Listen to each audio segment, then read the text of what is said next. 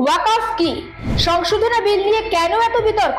চলুন দেখা যাক। ইন্ডিয়ান এয়ারফোর্স, ইন্ডিয়ান রেলওয়ের পর দেশের সবচেয়ে বেশি জমির মালিকানাধীন ওয়াকফের হাতে রয়েছে 9 লাখ একরেরও বেশি জমি। আচ্ছা, বেশিরভাগই অংশে রয়েছে কবরস্থান, ঈদগাহ এবং মসজিদ। কিছু দোকানপাটও রয়েছে এবং বৃহৎ অংশ জমি চাষাবাদের জন্য বরাদ্দ। এমনই খরাপূর্ণ সংস্থায় হঠাৎ করে খরা, কিন্তু কেন? দীর্ঘদিন ধরে ক্ষতির মুখে পড়া ওয়াকফ থেকে লাভ পেতে সংশোধনী নিয়ে আসছে কেন্দ্র। আর জানিয়েই শুরু হয়েছে নতুন করে বিতর্ক। 8 আগস্ট 2024 সংসদীয় এবং সংখ্যালঘু বিষয়ক মন্ত্রী কিরেন রিজিজু সংসদের নিম্নকক্ষে লোকসভায় দুটি বিল পেশ করেন। একটি ওয়াকফ সংশোধনী বিল 2024, অন্যটি মুসলিম ওয়াকফ রিপিল বিল 2024। ওই দিনে বিলটি খতিয়ে দেখার জন্য একটি জয়েন্ট পার্লামেন্টারি কমিটিও গঠন করা হয়। যদি বিলটি পাশ হয়ে যায় তাহলে 1995 এর ওয়াকফ আইনে বেশ কিছু পরিবর্তন দেখা যাবে। নাম বদলে যাবে United Waqf management, empowerment, efficiency and development act অর্থাৎ উমি। কিন্তু ওয়াকফ বোর্ড আসলে কি, সবার আগে সেটা জানাবো। ওয়াকফ বোর্ড ধারাবাহিক সমস্যা এবং বিভিন্ন অভিযোগ, অর্থাৎ ওয়াকফ বোর্ড নিয়ে কেন ধারাবাহিক সমস্যা এবং বিভিন্ন অভিযোগ ওঠে সেটাও জানাবো। সংশোধনী বিলে সব সমস্যার কি আদতে সমাধান হবে বলবো। যদি সমস্যার সমাধানই হবে তাহলে বিলটির কেন বিরোধিতা করা হচ্ছে সেটাও জানাবো। ওয়াকফ বোর্ড কি, সবার আগে সেটা। কোনো ব্যক্তি তার সারা জীবনে অর্জিত সম্পত্তি পারিবারিক স্বার্থের বাইরে গিয়ে যদি সমাজের জন্য দান করবেন ভাববেন, এবং যদি আরো স্পষ্ট করে বিষয়টা বলি, যদি কোনো ধর্মীয় কারণে জমি ব্যবহার করতে চান ওই ব্যক্তি, তাহলে তিনি ইসলামী নিয়মে নিজের সম্পত্তি ওয়াকফ করতে পারেন। অর্থাৎ ওয়াকফ মানে দান, তিনি দান করতে পারেন। একবার জমি বা সম্পত্তি দান করলে তার মালিকানাধীন চলে যাবে কোথায়? আল্লাহ বা ঈশ্বরের হাতে। ওয়াকফ অর্থাৎ যিনি জমি দান করলেন তার বা তার পরিবারের মালিকানাধীন সম্পূর্ণভাবে চলে যাবে ওই জমির ওপর থেকে। অর্থাৎ তিনি আর মালিকানা থাকবেন না বা মালিক থাকবেন না, বরং ওই জমি দেখভাল করবে কারা? দেখভাল করবে মুতাবলি বা ম্যানেজার। কিন্তু তিনি ব্যক্তিগত স্বার্থে ওই জমি ব্যবহার করতে পারবেন না। অর্থাৎ যিনি দেখভাল করবেন, ব্যবহার করতে হবে একমাত্র আল্লাহর জন্য বা ধর্মীয় কারণে। ইংলিশ ট্রাস্ট ল এর সঙ্গে মিল রয়েছে ইসলামিক ওয়াকফ আইন। ইংলিশ ট্রাস্ট ল এর সঙ্গে অনেকটাই মিলে যায় এই আইনের, তবে অনেকগুলো পার্থক্যও রয়েছে। কি সেই পার্থক্য?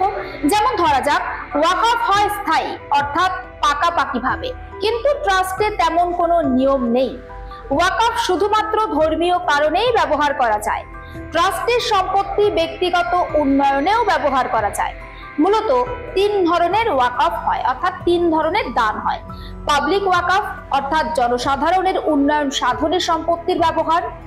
ওয়াসি পাবলিক ওয়াকফ অর্থাৎ সম্পত্তির একাংশ জনসাধারণের উন্নয়ন এবং অন্য অংশ গৃহহীন অনাথদের উন্নয়নে ব্যবহার।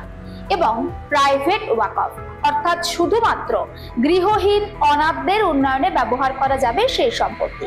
এক্ষেত্রে ব্যক্তিগত স্বার্থে সম্পত্তির ব্যবহার হলেও তা কিন্তু দীর্ঘমেয়াদী নয়, আর সেখানেই যাবতীয় বিতর্ক।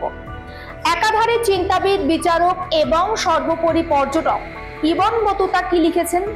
1327 খ্রিস্টাব্দে সিরিয়া দামাস্কাসে একটি নির্দিষ্ট নিয়ম নিয়ে আসা হয়েছিল। যদি কোনো হোটেলে কোনো হোটেল কর্মীর অসাবধানতা বশত পোর্সেলিনের বাসন ভেঙে যায়, তাহলে কিন্তু ওই কর্মীকে জরিমানা করা হবে না, বরং ওয়াকফ সম্পত্তি থেকে সেই ঘাটতি পূরণ করা হবে। অর্থাৎ যার অসাবধানতা বশত এটা ভাঙলো তার ঘাড়ে কোনো দোষ বর্তাচ্ছে না, যা থেকে বোঝা যায় ওয়াকফের উদ্দেশ্য আগাগোড়াই সৎ। তবে আইন থাকলে আইনের যে ফাঁক থাকবে, তেমনটা এক্ষেত্রেও হয়েছে। সব ক্ষেত্রে এ কথা যেন সমানভাবেই খাটে। ঠিক যেমন মহৎ উদ্দেশ্য নিয়ে ওয়াকফ আইন তৈরি হলেও কোনায় কোনায় দুর্নীতি ঢুকে পড়তে খুব একটা বেশি সময় লাগেনি। ভারতীয় ভূখণ্ডে ওয়াকফ নীতি 100 বছরের পুরনো। 1913-এ মুসলিম ওয়াকফ ভ্যালিডেটিং অ্যাক্ট তৈরি হয়। 1923-এ মুসলিম ওয়াকফ অ্যাক্ট তৈরি হয়েছিল। স্বাধীনতার পর সেন্ট্রাল ওয়াকফ অ্যাক্ট 1954 নিয়ে আসা হয়।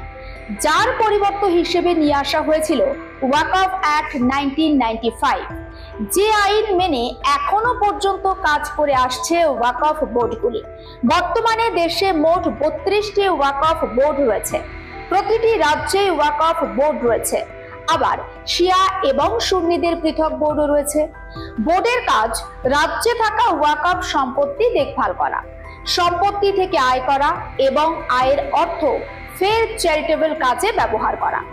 এর পাশাপাশি সংখ্যালঘু বিষয়ক মন্ত্রকের নেতৃত্বাধীন কেন্দ্রীয় ওয়াকফ কাউন্সিলও রয়েছে। তাহলে সমস্যাটা কোথায়? দেখুন, 2006-এ সাচার কমিটির রিপোর্ট প্রকাশ করা হয়, আর সেই সরকারি রিপোর্টে ভারতের মুসলিমদের সামাজিক, অর্থনৈতিক এবং শিক্ষাগত অবস্থা অধ্যয়ন করা হয়েছিল। ওই রিপোর্টেই একটা গোটা অধ্যায় রয়েছে ওয়াকফ নিয়ে, এবং যেখানে বলা হয়েছিল ওয়াকফের যা সম্পত্তি রয়েছে তার সঠিক যদি ব্যবহার করা যায় তাহলে বছরে খুব কম হলেও 12,000 কোটি টাকা আয় হবে। অথচ ওই বছরই ওয়াকফের আয় হয়েছিল মাত্র 163 কোটি টাকা। ভাবতে পারছেন ফারাকটা? এত বড় ফারাক কিভাবে? বেশ কয়েকটি উদাহরণ দিয়ে সাচার কমিটি কারণগুলো উল্লেখ করার চেষ্টা করে সেই রিপোর্টে। প্রথম কারণ হিসাবে কি বলা হয়, যারা মুতাবলি রয়েছেন অর্থাৎ যারা ম্যানেজার রয়েছেন তারা ম্যানেজারের চেয়ে বেশি দুর্নীতিতে মন দেন, অর্থাৎ সেখানেও দুর্নীতি। অনেক মুতাবলি ওয়াকফ সম্পত্তিকে নিজেদের স্বার্থে ব্যবহার করেন, যেমন নিজেই দোকান করে ফেলে অথবা দোকান বা বাড়ি বানিয়ে ভাড়া দিয়ে দেন। অনেক ক্ষেত্রে দেখা যায় স্থানীয় পুরসভা এবং পঞ্চায়েতও দুর্নীতির সঙ্গে জড়িত। অনেক ক্ষেত্রে আবার এটাও দেখা গিয়েছে যে ব্যক্তি ওয়াকফ করছেন তিনি নিজেও দুর্নীতিগ্রস্ত। ফলে যে পরিমাণ আয় হওয়ার কথা তার সিকিভাগও আয় যে আসছে না ওয়াকফের ভান্ডারে সেটা অন্তত স্পষ্ট। এর জন্য একটি আলাদা কারণও কিন্তু দর্শানো হয়েছে সেই রিপোর্টে। সাচার কমিটির রিপোর্ট কি বলছে ওয়াকফের স্বাভাবিক আয়ে কাঁটা হয়ে দাঁড়িয়েছে সম্পত্তির ওপর দখলদারি। অনেক জায়গায় বেসরকারি সংস্থা বা ব্যক্তি, আবার অনেক জায়গায় সরকারি নিয়ম বহির্ভূতভাবে ওয়াকফের সম্পত্তি দখল করে রেখেছে, যেটা কোথাও কিন্তু বলা নেই। অনেক ক্ষেত্রে ভাড়া দিলেও তা বাজার দরের থেকে অনেক কম। ওয়াকফের আয় কেন বাড়ছে না তার একটা ধারণা মোটামুটি অন্তত আপনারা পেয়ে গিয়েছেন। এবার দেখার বিষয়, এত অনিয়ম, এত দুর্নীতি থাকা সত্ত্বেও কেন সংশোধনী বিল নিয়ে আপত্তি তুলছেন মুসলিম সম্প্রদায়? বরং সমর্থন করাই তো উচিত মুসলিমদের এই ওয়াকফকে। তাহলে কি ওয়াকফ বোর্ডগুলির মধ্যে আশঙ্কা সরকারি হস্তক্ষেপ নিয়ে? অতীতে দেখা গিয়েছে অনেক সাধারণ মানুষের জমি জোরপূর্বক ওয়াকফের বলে দাবি করা হয়েছে। আগামীতে এমন কিছু করা যাবে না এই ভেবে কি তারা শঙ্কিত? ওয়াকফ আইন 1995-এর 40 নম্বর ধারায় কি বলা হয়েছে, যদি কোনো সম্পত্তি নিয়ে সন্দেহ থাকে তাহলে ওয়াকফ বোর্ডের সদস্যরা নিজেরাই গিয়ে সরেজমিনে পরিদর্শন করতে পারবেন সেই জায়গা। 4 নম্বর ধারা অনুযায়ী রাজ্য সরকার সার্ভে কমিশনও পাঠাতে পারে। কমিশনার চাইলে সম্পত্তির দলিলও তিনি দেখতে পারেন। কিন্তু এখানে আরো একটা বড় সমস্যা, বেশিরভাগ ক্ষেত্রে কাগজে কলমে ওয়াকফ হয় না সরকারি রেজিস্ট্রেশনও। ফলে কাগজ দেখে বোঝার উপায় নেই কোন জমি ওয়াকফের আর কোনটা নয়। ওয়াকফ আইন 1995-এর 14 নম্বর ধারা অনুযায়ী রাজ্য ওয়াকফ বোর্ডের সদস্যদের রাজ্য সরকারই মনোনীত করে। ফলে ওই বোর্ড কার্যত সরকারি নির্দেশেই চলে। আবার সার্ভে কমিশনারও রাজ্যই মনোনয়ন করে বা রাজ্য দ্বারা মনোনীত। অন্যদিকে কেন্দ্রীয় ওয়াকফ কাউন্সিলের সদস্যদের মনোনীত করে কেন্দ্র সরকার। সকল প্রকার অভিযোগ শোনার জন্য রয়েছে সংসদীয় ট্রাইব্যুনাল। এই ট্রাইব্যুনালের সদস্যদেরও মনোনীত করে কে? সরকার। ট্রাইব্যুনালের সিদ্ধান্ত সঠিক না হলে হাইকোর্ট স্বতঃপ্রণোদিত হয়ে মামলা রুজু করতে পারে। এক্ষেত্রে হাইকোর্ট চাইলে ট্রাইব্যুনালের নির্দেশ খারিজ পর্যন্ত করতে পারে।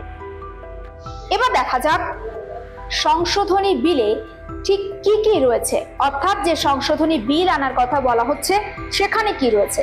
কেন্দ্রীয় ওয়াকফ কাউন্সিলে 2 জন মুসলিম মহিলা থাকা বাধ্যতামূলক, যে প্রস্তাব ছিল সাচার কমিটিতে। একই সঙ্গে কাউন্সিলে 2 জন অমুসলিম সদস্য বাধ্যতামূলক করা হয়েছে। যদিও আগে এ নিয়ে কোনো নিষেধাজ্ঞা অবশ্য ছিল না।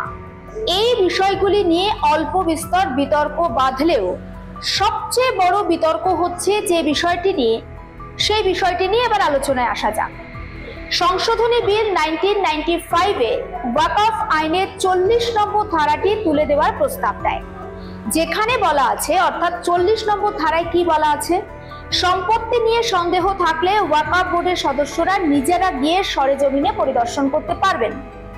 পক্ষে সরকার কি যুক্তি দেয়? এর ফলে জোরপূর্বক কারো জায়গা ওয়াকফ বোর্ড দখল করে নিতে পারবে না। তবে সংশোধনী বিল নিয়ে বিরোধীদের অভিযোগ, বা বিরোধীরা কি অভিযোগ করছে, আইন সংশোধন করে আসলে সরকার জেলা শাসকদের হাতে যাবতীয় ক্ষমতা তুলে দিচ্ছে।